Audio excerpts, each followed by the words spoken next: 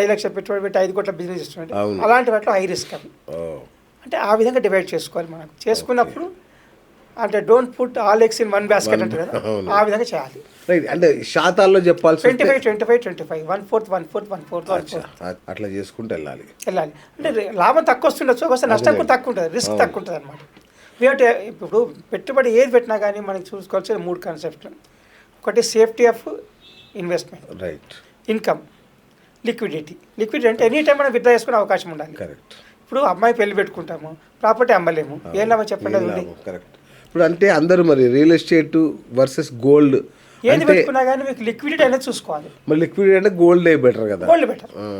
Gold కానీ silver కానీ mutual funds కానీ షేర్స్ కానీ ఏదైనా ఎనీ టైం లిక్విడేట్ చేసుకోవచ్చు, సేల్ చేసుకోవచ్చు. అది సో ఇక హైదరాబాద్ విషయానికి వస్తే సార్, భూముల రేట్లు మొన్న కోకాపేటలో 150 కోట్ల ఎకరం అంట. సో ఎక్కడికి వెళ్ళిపోయింది హైదరాబాద్ అర్థం కాని పరిస్థితి. ఈ టైంలో హైదరాబాద్లో కానీ చుట్టుపక్కల కానీ భూములు కొనొచ్చా? ఎక్కడైనా భూములు కొనే అవకాశం ఉంటాయి, కొనొచ్చు, కాకపోతే రేట్ చూసుకోవాలి మీరు. అదే ఇప్పుడు ఒక 25 సంవత్సరాలు 25 సంవత్సరాల క్రితము అప్పుడు ఈ సికింద్రాబాద్ కానీ హిమాయత్ నగర్ కానీ ఒకప్పుడు హాట్ ఏరియాస్. ఇప్పుడు ఒక తర్వాత బంజారీస్ అయింది, జూబిలీస్ అయింది, కోకాపేట, కొండాపూర్, గచ్చిబౌలి. కాబట్టి అప్పుడు ఉన్నాడు కాబట్టి ఇప్పుడు రేట్ అన్నమాట రాదు. అంటే మార్కెట్ ఎక్కడ పెరుగుతుందో అక్కడ ఇన్వెస్ట్ చేసి తక్కువ రేట్కి ఇన్వెస్ట్ చేసిన వాళ్ళు సంపాదిస్తారు. ఓకే, మనం చూసుకోవాల్సింది ఒకటి, తక్కువ రేట్ ఎక్కడ దొరుకుతుంది, వెయిట్ చేద్దాం. ఎక్కడ తక్కువ రేటు, ఇన్వెస్టర్కి మొదటి లక్షణం ఏంటంటే తక్కువ ఎక్కడ దొరుకుతుంది, ఆ తక్కువ ధర తీసుకొని పెట్టుకోండి. ఏది ఎక్కడైతే తక్కువ దొరుకుతుంది అంతే. ఇది బబులా, ఇది రియల్ ఎస్టేట్ రేట్లు తగ్గే అవకాశం ఉందా? తగ్గదు, పెరగకపోయినా కానీ ఆగిపోయినా కానీ సంవత్సరం లోపల డబుల్గా. ఇప్పుడు 4-5 సంవత్సరాలు పెరగలేదనుకోండి, ₹1 పెట్టారనుకోండి, 4-5 సంవత్సరాలు పెరగలేదనుకోండి, ₹150,00,000 అవుతుంది లోన్ తీసుకుంటే. మీ డబ్బు అయితే పర్వాలేదు. ఇంకోటి, రియల్ ఎస్టేట్లో పెట్టుబడి పెట్టే ఎప్పుడైనా కానీ మన సొంత డబ్బు పెట్టండి, అప్పు తీసుకొని పెట్టకండి. మీరు ఎంత ఉండండి, మీరు ఎంత ఉంటే అంత పెట్టండి, లేకపోతే పెట్టకండి, పర్లేదు. కానీ అప్పు తీసుకొని పెడితే మాత్రం ఖచ్చితంగా ఆ ఇంట్రెస్ట్ బర్డెన్ ఎక్కువ అవకాశం ఉంటుంది, ఈఎంఐ ప్రాబ్లం అవుతుంది, మెంటల్ టెన్షన్, ఫైనాన్షియల్ టెన్షన్, అన్ని విధాల టెన్షన్ అయ్యే అవకాశం. రియల్ ఎస్టేట్లో పెట్టడానికి మొదటి లక్షణం రియల్ ఎస్టేట్ గోల్డ్. మీ సొంత డబ్బులే పెట్టండి, ఎంత ఉంటుందో పెట్టండి. కరెక్ట్. వెయిట్ చేసే టైం అంతా వెయిట్ చేయండి, వస్తుందని పెట్టకండి, సేఫ్టీ కోసం పెట్టండి. ఇప్పుడు హెచ్ఎండిఏ ఉంటుంది, అట్లాగే డిటిసిపి ఉంటుంది. ఈ రెండిట్లో ఏది బెస్ట్ ఇన్వెస్ట్ చేయడానికి? ఏదైనా ఒకటే, అప్రూవ్డ్ అథారిటీస్ కాబట్టి ఏదైనా అప్రూవ్డ్ అథారిటీ కాబట్టి మనకు సేఫ్టీ ఆఫ్ ఇన్వెస్ట్మెంట్, ఎలాంటి రిస్క్ ఉండదు. కాకపోతే ఏంటంటే దాంట్లో కూడా ఏమైనా ఉందా అని మనం సెకండ్ కన్ఫర్మ్ చేసుకోవాలి, లీగల్ ఇష్యూ కన్ఫర్మ్ చేసుకోవాలి. ప్రతి లీగల్ పర్చేజ్ చేసే ముందు, రియల్ ఎస్టేట్ పర్చేజ్ చేసే ముందు ఒక అడ్వకేట్ ఒపీనియన్ తీసుకోండి. సేల్ డీడ్ కానీ అగ్రిమెంట్ కానీ అడ్వకేట్ ద్వారా చేయించండి, రిజిస్ట్రేషన్ తర్వాత వేయించండి. ముందు మాత్రం లీగల్ ఒపీనియన్ ఒకటి, ఇంకోటి మాస్టర్ ప్లాన్ ఉంటుంది. ఆ మాస్టర్ ప్లాన్ ప్రకారం ఇది దాంట్లో ఎఫెక్ట్ అయిందా లేదా చూసుకోవాలి. అంటే కొన్ని ఇండస్ట్రియల్ ఏరియాలు ఉంటాయి, వాటర్ జోన్లో ఉంటాయి, కొన్ని ఏమో రెసిడెన్షియల్ ఏరియాలు ఉంటాయి, అలాంటివి చూసుకోవాలి. లేకపోతే ఇండస్ట్రియల్ ల్యాండ్ తక్కువ రేటుకు దొరుకుతుంది కొన్నామనుకోండి, అక్కడ రేషన్ కట్టలేదు, అది చూసుకోవాలి. ఆ ఏరియా జోన్ చూసుకోవాలి.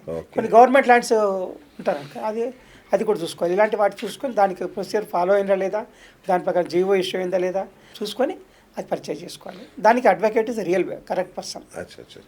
ఇంకోటి దానికంటే legal adviser, bank legal advisers ఉంటారు, బ్యాంక్ అని అలాంటి వాళ్ళ ఒపీనియన్ కూడా తీసుకుని ఇంకా మంచిగా బెటర్. కరెక్ట్, బాగా చెప్పారు. అవును, బ్యాంక్ లీగల్ అడ్వైజర్స్ పోతుంది ఫీజు అంతే కానీ, బట్ ఈ they will give correct advice మనకు. కరెక్ట్. ఇంకోటి ఏంటంటే ప్రతి వ్యక్తి కూడా తనకు ఫ్యామిలీ డాక్టర్ ఉండాలి, ఫ్యామిలీ అడ్వకేట్ కూడా ఉండాలి, ఒకరికి కంపల్సరీ ఉండాలి. ప్రతి విషయంలో మనకు సలహాలు సూచనలు ఇవ్వడానికి ఉంచుకుంటే ఛార్జ్ అవుతుంది, ఏమవుతుంది, దానివల్ల మనకు ప్రయోజనం పెరుగుతుంది తప్ప నష్టం జరగదు. ఇప్పుడు హైదరాబాద్లో ఒక ఫ్లాట్, హైదరాబాద్ కావచ్చు వేరే ఎక్కడైనా ఒక అపార్ట్మెంట్లో ఫ్లాట్ కొని దాన్ని రెంట్కి ఇవ్వడం బెటరా, ఒక ఓపెన్ ల్యాండ్ కొనుక్కొని అట్లా వదిలేయడం బెటర్? దానికి డబ్బు ఎక్కడి నుంచి వచ్చేది ముఖ్యం. మీ సొంత డబ్బా లేకపోతే అప్పు తీసుకున్న డబ్బా. ఓకే. ఏదైనా రియల్ ఎస్టేట్లో పెట్టాలంటే, అపార్ట్మెంట్ కానీ కొనాలంటే మనం చూసుకోవాల్సింది ఏంటంటే, మన రెంట్ ఇంతకుముందు ఒక వేరే చోటు ఉన్నాము, 50,000 రెంట్ ఇస్తున్నాం. ఇప్పుడు ఇది ₹1,00,000 అయితే పర్వాలేదు, మన సొంతం కాబట్టి భరించవచ్చు. అదే ఇన్స్టాల్మెంట్ 3 లక్షలు అయిందనుకోండి, ఫైనాన్షియల్ 2-3 ఇయర్స్లో ప్రాబ్లం వస్తుంది. కాబట్టి మన రెంట్ పేమెంట్ ఎంత చేస్తున్నామో మన ఖర్చు ఎంత తగ్గుతుంది, ఆ ఇన్స్టాల్మెంట్ ఎంత వస్తుంది, డబుల్ కండెక్క కాకూడదు ఇన్స్టాల్మెంట్. ఓకే. మన రెంట్ చేసే దానికంటే డబ్బుల కంటే ఎక్కువ కాకూడదు. ఇన్స్టాల్మెంట్ కాకూడదు. లోన్ ఇన్స్టాల్మెంట్ సొంత డబ్బు అయితే పెట్టుకోండి పర్వాలేదు, కానీ అప్పు తీసుకున్నప్పుడు ఇన్స్టాల్మెంట్ మన డబ్బుల కంటే ఎక్కువ కావద్దు. ఇంకోటి మన ఇన్కంలో 40% కంటే ఎక్కువ ఇన్స్టాల్మెంట్ ఉండకూడదు. అచ్చా, మనకు 1,00,000 సంపాదిస్తున్నాను 40,000 కంటే ఎక్కువ ఇన్స్టాల్మెంట్ ఉండకూడదు. అంతకంటే ఎక్కువ ఉందనుకోండి మిగతా ఖర్చులకు ఇబ్బంది అవుతుంది. చాలా ఇది మన కండిషన్ తీసుకోవాలి. ఓకే ఓకే సార్, ఒక ఓపెన్ ఫ్లాట్ కొనే ముందు Yes. ఎట్లాంటి జాగ్రత్త, ఒక టాప్ 3 జాగ్రత్తలు? ఓపెన్ ప్లాట్ కొనే ముందు మీ సొంత డబ్బుతోనే కొనండి. ఒక్క రూపాయలు ఉండొద్దు. Second, legal opinion. థర్డ్, ఏమైనా లీగల్ ఇష్యూస్ ఉన్నాయా, లేకపోతే పక్క వాళ్ళ నైబర్స్ కానీ ఎవరైనా ఎంక్రోచే అవకాశం ఉందా, ఓకే. ప్రొటెక్షన్ ఎలా చేసుకుంటారు. ఇప్పుడు మనం ఇంతకుముందే మాట్లాడుకున్న వెండి ఎట్లా ఒక రేంజ్లో ఎగిరిపోతుంది, దీన్ని కూడా ఇక్కడ నుంచి ఇన్వెస్ట్మెంట్ ఆప్షన్ కింద చూడొచ్చా? ఖచ్చితంగా. ఎందుకంటే ఇంతకుముందు దీపపు కుందెలు వాటికే వాడుకునే వాళ్ళం మన వెండి. ఇప్పుడు వెండికి మంచి డిమాండ్ ఉంది, మంచి ఉంటుంది. భవిష్యత్తులో కూడా మీరు ఎంత ఇన్వెస్ట్ చేయగలిగితే చేయండి, వెండి లోపల మంచి ఆప్షన్ ఉంటుంది. బట్ వెయిట్ ఫస్ట్ అంటారు. ఇన్వెస్ట్ చేయాలి ఇప్పుడు ఇమీడియట్గా. ఎస్, ఏ రేట్ దొరుకుతా ఆ రేటుకు మీ ఇష్టం ఎంత దొరుకుతుంది. ఓకే. ఇప్పుడు మొన్న చూసాము, మన ఒక న్యూస్ వచ్చింది ఏంటంటే ఇండియాలో ఈ పాత వస్తువులు ఉంటాయి చూడు, వెండి వస్తువులు 100 టన్నులు వెండి అమ్మేశారంట. బా, ధర పెరిగిందని. మరి 100 టన్నులు. బా, 100 టన్నులు అంటే ఎన్ని?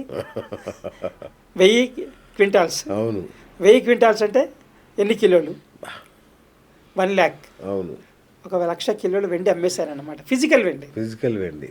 బాబా, ధర వచ్చిన వాళ్ళు ఎప్పుడో 4,000 5,000 కిలో కొన్న అంతే వాళ్ళకి కదా. ఇప్పుడు ఏంది వచ్చింది, పండగ అసలు. అమ్మేసుకున్నారు అవును వాళ్ళు. అవును. అంతే, బా, బా, బా, బా. వాళ్ళకి అది చాలు. అంతే కదా. ఇప్పుడు కొన్నవాడు ఏమనుకుంటే ధర పెరుగుతుంది అనుకుంటారు, అమ్మేవాళ్ళు అది సరిపోయింది అనుకుంటారు. అవును. అది ఫిజికల్ సిల్వరా డిజిటల్ సిల్వరా? డిజిటల్ తీసుకోండి సరిపోయింది. డిజిటల్ సిల్వర్ సరిపోతుందా? ఓకే. ఎందుకు అంటారు? ఫిజికల్ ఎందుకంటే సేఫ్టీ ఒకటి ఇంపార్టెంట్, ఓకే మెయింటైన్ చేయడం ఒకటి ఇంపార్టెంట్. ఓకే. తర్వాత దానికి తరుగు కానీ ఇలాంటివి కానీ ఉంటాయి కదా మనకు, దాంట్లో పర్సెంటేజ్